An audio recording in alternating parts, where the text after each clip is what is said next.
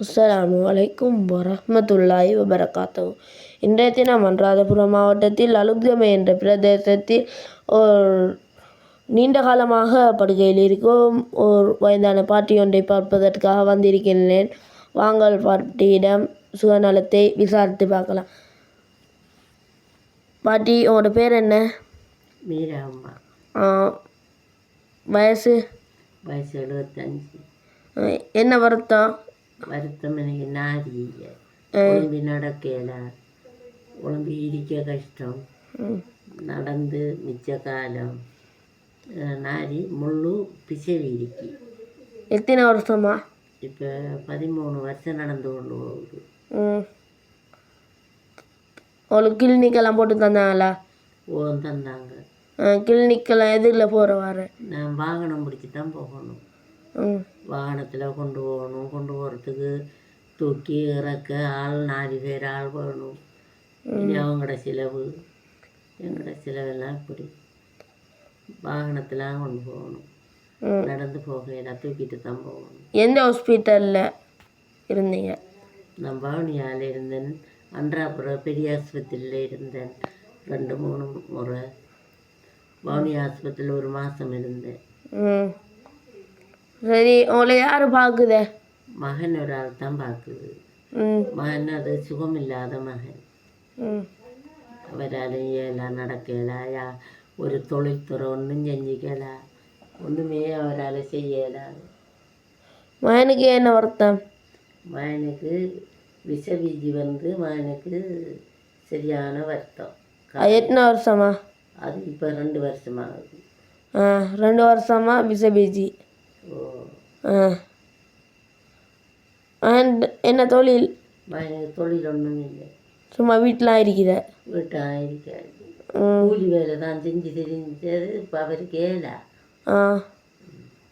இப்போ உங்களெலாம் பார்க்குறதுக்கு வசதி இருக்கிறா? வசதி இல்லை. எங்களோட காணி ஒரு துண்டு இடந்து விற்றோம். இனி நகைகள் காதில் கழுத்தில் இடந்தையெல்லாம் விற்று தான் எங்களோட காலம் போகுது. நோக்கி செலவழிக்குது. எங்களோட சாப்பாட்டு செலவுகள், மருந்து செலவுகளுக்கெல்லாம் அப்படித்தான் எடுக்கும். அது காணாது. இப்போ இனி கடுமையான ஒரு கஷ்டத்தில் இருக்கும். இப்போ உங்களை குணப்படுத்த ஏழுமாமா? 7 முடிச்சுன்னா நான் இனி காசு கணக்கு செலவழிக்கணும். என்னட்ட இல்லை. இப்போ மகனையும் குணப்படுத்தலும்? மகனையும் குணப்படுத்தலும். மகனுக்கும் வசதி இல்லை. மகனுக்கு 2 புள்ள, அதுகள் ஸ்கூலுக்கு போகிற. ஒரு ஆம்பளை பிள்ளையும் ஒரு பொம்பளை பிள்ளையும். சரி, அவங்கள படிப்பு செலவுக்கெல்லாம் இனி எங்களுக்கு கஷ்டம்தான். ரிப்போர்ட் காப்பியெல்லாம் இருக்குதா? இருக்குது. இந்த இருக்குது கிளினிக் காப்பி. இந்த அவங்களுக்கு பார்த்தா விளங்கும்.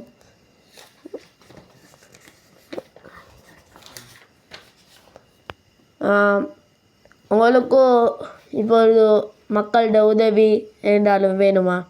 எனக்கு யார் இருந்தாலும் மக்கள் உதவியைத்தான் கேட்க. உங்களுக்கு இப்போ ஆக்கள் இவங்களுக்கு மறக்காமல் கட்டாயமாக உதவி செய்யுங்க. உங்களுக்கு எவ்வளோ செலவு போகும்? இன்னைக்கு செலவு அங்கே பவனி ஆஸ்பத்திரியில் இருந்த டாக்டர் மாதிரி சொன்னாங்க, உங்களுக்கு எங்கே வைத்தியம் செஞ்சு சரி வராது, யாழ்ப்பாணம் போகணும், அங்கே தான் இந்த இல்லை அது இல்லை. உங்களுக்கு ஒரு நாளைக்கு எவ்வளோ செலவு போகும்? எனக்கு ஒரு நாளைக்கு சாப்பாட்டு செலவு, எல்லா செலவும் கடுமையான செலவு போகும்.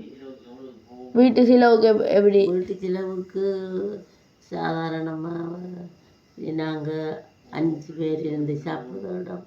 காலையில், பகலைக்கு, இரவைக்கு, இது எல்லாம் எங்களுக்கு போகும். 2000 ரூபாய்க்கிட்ட போகும் ஒரு நாளைக்கு. இப்போ ஆப்ரேஷனுக்கு எவ்வளோ? அது கேட்டாங்க, உங்களை இங்கே ஆப்ரேஷன் செய்ய இயலாது, யாழ்ப்பாணம் அனுப்பணும். அதுக்கு ஒரு 15-20 உங்களுக்கு தேவைப்படும். நீங்கள் வாகனம் பிடிச்சி தான் போகணும், வரணும். உங்களை கொண்டு போக ஆள் 4 பேரோடு போகணும், தூக்கணும், வண்டிக்கு ஏற்றணும். இப்படியான பிரச்சனைகள் இருக்குது. உங்களுக்கு இவ்வளவு போகும், என்ன செய்வீங்க? அந்த அளவுக்கு எங்கள்கிட்ட பணம் இல்லை. அதால் நாங்கள் ஒரு ஏழை. அதால் நீங்கள் விரும்பலை. நான் விரும்பலை. ஆ இப்போ கஷ்டத்தில் இருக்கோம். ம் இப்போ மகனை குணப்படுத்தணுமா? மகனை குணப்படுத்தலும் வைத்தியத்துக்கு பணம் வேணும். ஆ சரி சரி, நீங்கள் என்றாலும் மக்கள்கிட்ட சொல்லணும்டா சொல்லுங்கள். மக்களிடம் விரும்பினா மக்கள் மனசு வச்சா கிடைக்கும். ம் அவங்களும் இறக்கப்பட்டு இந்த நோயாளிக்கு நாம் எவ்வளவு அன்பளிப்போம்னு சொல்லி அவங்க நினைச்சாக்க கிடைக்கும். தந்தா வாங்கிக்குவேன். சரி, இந்த குடும்பத்திற்கு யாராவது இந்த வீடியோவை பார்த்து விரும்பி நான் கொடுத்து உதவி செய்தால்